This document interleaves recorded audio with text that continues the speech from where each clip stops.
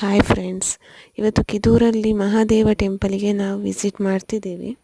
ಇದು ನಮಗೆ ಕುಂಬ್ಳೆಯಿಂದ 10 ಕಿಲೋಮೀಟರ್ ದೂರದಲ್ಲಿದೆ. ಈ ದೇವಸ್ಥಾನ ಇಲ್ಲಿ ತನಕ ಎಷ್ಟು ಇಯರ್ ಆಗಿದೆ ಅಂತ ಹೇಳಿ ಪ್ರೂಫಿಗೆ ಯಾವುದೇ ರೀತಿ ಲಿಖಿತ ದಾಖಲೆಗಳಿಲ್ಲ ಅಂತೆ. ಈ ಗ್ರಾಮದಲ್ಲಿ ಟೋಟಲ್ 18 ದೇವಸ್ಥಾನಗಳಿತ್ತು, ಅದು ನಾಶವಾಗಿತ್ತಂತೆ.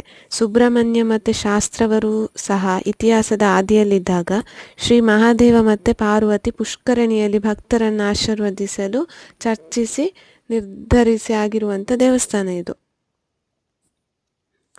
ಕಾಣಿಸ್ತಿರ್ಬೋದು, ಸ್ಟೆಪ್ ಇದೆ, ಇದರಿಂದ ಹತ್ಕೊಂಡು ಹೋಗಬೇಕಾಗುತ್ತೆ ನಾವು.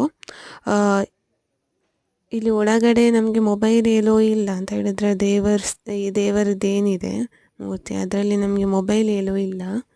ಸೊ ಅದರಿಂದ ನಿಮಗೆ ಅದರ ಸುತ್ತಮುತ್ತಲು ಯಾವ ರೀತಿ ಇದೆ ಅಂತ ಹೇಳಿ ಮಾತ್ರ ತೋರಿಸ್ತಿದ್ದೇನೆ. ಹಾಗೆ ಇಲ್ಲಿ ನಾವು ಎಣ್ಣೆ ಇದೆ ಅಲ್ವಾ, ಎಳ್ಳೆಣ್ಣೆ, ಅದು ನಾವು ಅಂಗಡಿಯಿಂದ ತಗೊಂಡು ಬಂದ ಪ್ಯಾಕೆಟ್ ಎಣ್ಣೆ ಏನಿದೆ ಅದನ್ನು ಎಸೆಪ್ಟ್ ಮಾಡಲ್ಲ. ಇಲ್ಲೇ ನಾವು 30 ರೂಪೀಸ್ ಕೊಟ್ಟು ಆ ಎಣ್ಣೆಯನ್ನು ತಗೊಳ್ಬೇಕಾಗುತ್ತೆ, ಎಳ್ಳೆಣ್ಣೆಯನ್ನು.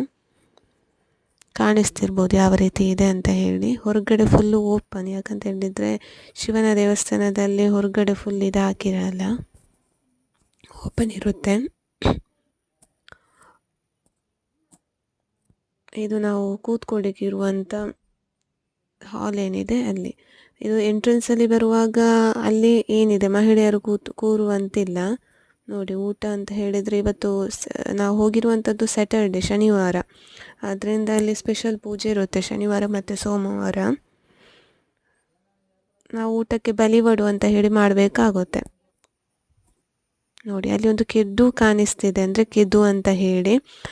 ಈ ಕೆದುವಿನಲ್ಲಿ ಕಿಡು ಅಂತ ಹೇಳಿ ಕರೀತಾರೆ ಇದನ್ನು. ಕಿಡುವಿನಲ್ಲಿ ದೇವರು ಉದ್ಭವ ಆದ ಕಾರಣ ಇದನ್ನು ಕೆದು ಅಂತ ಹೇಳಿ ಕರೀತಾರೆ ಅಂತೆ.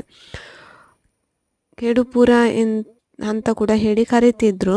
ಆ ಹೆಸರನ್ನು ಕಿದೂರು ಅಂತ ಹೇಳಿ ಇವಾಗ ಪರಿವರ್ತಿಸಿದ್ದಾರೆ. ಆ ದೇವರು ಶಿವನ ಉದ್ಭವಲಿಂಗ. ಇಲ್ಲೇನು ದೇವರಿದೆ ಅದು ಶಿವಂದು ಉದ್ಭವಲಿಂಗ ಅಂತ ಹೇಳಿ ನಂಬ್ತಾರೆ. ಆದರೆ ಪ್ರಚಾರವಿಲ್ಲದ ಕಾರಣ ಈ ನದಿಗಟ್ಟುಗಳಲ್ಲಿ ದೇವರನ್ನು ಕಿನ್ನೀಶ್ವರ ಅಂತ ಹೇಳಿ ಎಂಬ ಹೆಸರಿಂದ ಕರೀತಾರೆ ಅಂತ ಹೇಳಿ. ಇದು ಇದರ ಹೊರಗಡೆ ಇರುವಂಥದ್ದು, ಲೈಕ್ ಕಾಣಿಸ್ತಿರ್ಬೋದು ನಿಮ್ಗೆ ಯಾವ ರೀತಿ ನೀರು ಹರಿತಿದೆ ಅದರಲ್ಲಿ ಅಂತ ಹೇಳಿ.